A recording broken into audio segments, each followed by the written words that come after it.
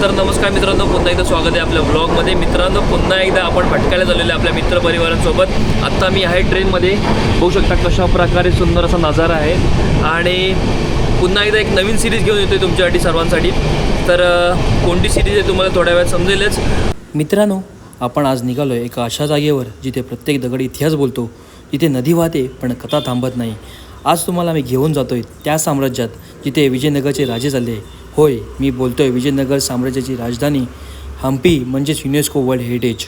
500 वर्ष जुना इतिहास, दगडात कोरलेली कला आणि एक नदी जी सगळं पाहते. चला तर 4 दिवसांचा सफर सुरू करूया. आपल्यासोबत आज कोण कोण आहेत त्यांच्याशी तुमची सर्वांची भेट करून देतो. आणि प्रवास रात्रीचा खूप खडतर होता, त्यामुळे दाखवता आलं नाही. त्यामुळे व्हिडिओ आता सकाळी चालू करतो आहे. तर जाऊया आतमध्ये आणि दाखवतो तुम्हाला कोण कोण आहे ते.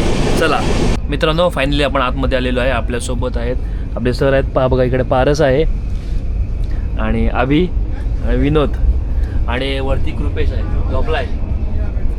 झोपलाय तर सगळी कंटाळले, रात्रभर झोप झाली नाही आहे. वातावरण खूप सुंदर आहे. सकाळी पण मस्तपैकी गारवा पडलेला आणि आजूबाजूच्या जंगलचा परिसर बघू शकता कशा प्रकारे एकदम घनदाट जंगल आहे पूर्ण. आपण चाललेलो आहे हम्पीला आणि हम्पीमधली अशी सिरीज आहे जी आपली मगाशी बोललो तुम्हाला. ती सिरीज पार्टमध्ये येणार आहे, साधारण 3 ते 4 पार्टमध्ये असणार आहे. त्यामुळं चॅनलला नवीन असाल तर सबस्क्राईब करायला विसरू नका आणि भेटू तुम्हाला थोड्या वेळात. चला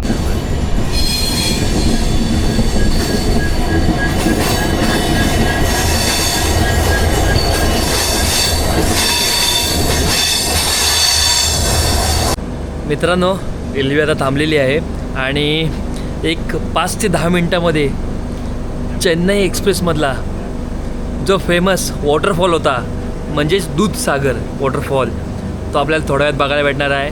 तो क्षण अनुभवायला आम्ही देखील सज्ज झालेलो आहे दारावरती आणि बघूया कशा प्रकारे आहे तो.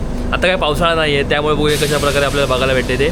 मित्रांनो, फायनली तो क्षण आलेला आहे. सर्वात फेमस असणारा वॉटरफॉल, चेन्नई एक्सप्रेसमधला दूधसागर वॉटरफॉल. हा बघा, आता बघू शकता तुम्ही.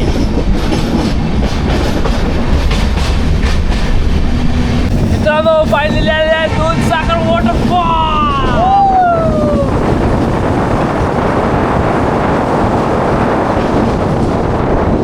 मित्रांनो, आपण जेव्हा रेल्वेत फिरतो ना तेव्हा असे एक भारी भारी नजारे बघायला भेटतात. बघा, बघू शकता पाठी कशा प्रकारे येते आणि समोरचा व्ह्यू बघू शकता. आता आपण आहोत दूधसागरचे इथनं आणि खूप भारी वाटला वॉटरफॉल.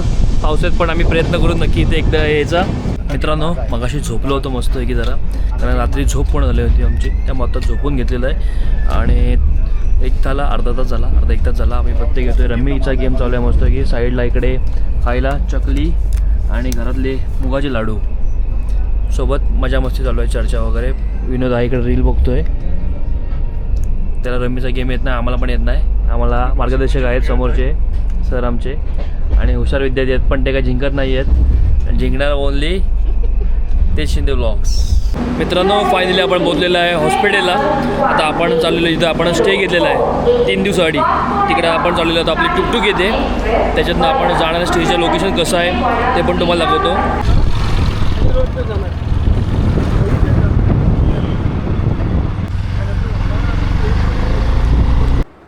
मित्रांनो, मगाशी बघितलं स्टेशनवरून आपण बाहेर पडलेलो आणि येता रस्त्यात आपल्याला रथ दिसलेला आणि त्याच्यानंतर येताना आपल्या जी हम्पीची मेन जी एंट्रीची कमान आहे, तुम्ही बघितली कशा प्रकारे ती रेखलेली आहे किंवा डिझाईन केलेली आहे खूप सुंदर प्रकारे. आता आपण रूमवरती आहोत.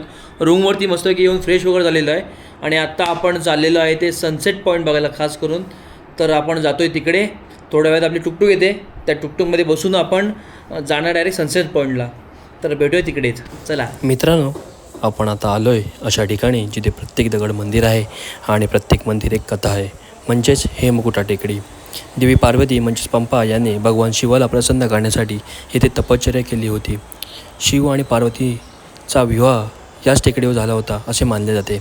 त्यांच्या लग्नामुळे या ठिकाणी सोन्याचा पाऊस पडला होता हे देखील सांगितले जाते, म्हणून याला हेमकुटा म्हणजेच सोन्याचा पर्वत म्हणतात. मित्रांनो, या टेकडीवर 30पेक्षा जास्त छोटी मंदिरं आहेत आणि प्रत्येक मंदिर भगवान शिवला समर्पित आहे. ही मंदिरे सांगितली जाते तब्बल 9व्या किंवा 14व्या शतकातली असावेत आणि सर्वात सनसेट बघण्याचं सर्वात सुंदर ठिकाण म्हणजे हेमकुटा टेकडी. मित्रांनो, आपण आता जातोय हेमकुटा पायथ्याशी असलेल्या शस्वी काळू मंदिरामध्ये. तब्बल 8 फूट उंचीची मूर्ती एकाच दगडात कोरलेली आहे. ही मूर्ती हेमकुटाच्या दक्षिण पायथ्याशी आहे. एका पौराणिक कथेनुसार एकदा गणपती बाप्पाने खूप मोदक खाल्ले होते. त्यामुळे बाप्पांचे पोट मोरीच्या आकारात फुगले होते. ते एवढे वाढत गेले की ते पोट फुगू नये म्हणून गणपती बाप्पांनी पोटाला साप बांधलेला आहे. सस्वे म्हणजे कन्नडमध्ये भाषेत मोरीचे दाणे. या मूर्तीचे पोट मोरीच्या दाण्यासारखे गोल असल्यामुळे याला सस्वे काळू गणपती असे नाव पडले आहे. मित्रांनो, मंदिराची माहिती कशी वाटली मला कमेंट करून नक्की सांगा. आणि आपण आता आलेलं सनसेट पॉईंट होती, तिथंच वरच्या साईडला आहे सनसेट पॉईंट. तिथं आपण बसलो होतो दगडावर. तिकडे फोटोशूट चालू आहे या साईडला बरोबर. आणि समोर बघू शकता सनसेट खूप सुंदर होतं आहे. सगळी आता दगडी तरी खालची आहेत ते सगळी तापलेली आहेत. आणि मित्रांनो बघू शकता खूप सुंदर प्रकारे सनसेट झालेला आहे. आणि सूर्य देवता चाललेले आहेत खालती. खूप सुंदर नजारा. आजूबाजूचा परिसर बघू खूप प्रमाणात गर्दी झालेली आहे. तर मित्रांनो, आजची व्हिडिओ कशी वाटली मला कमेंट करून नक्की सांगा. आणि व्हिडिओ आवडली तर व्हिडिओला लाईक करायला, चॅनलला शेअर करा आणि सबस्क्राईब करायला नक्की विसरू नका. भेटूया पुढच्या व्लॉगमध्ये. चला.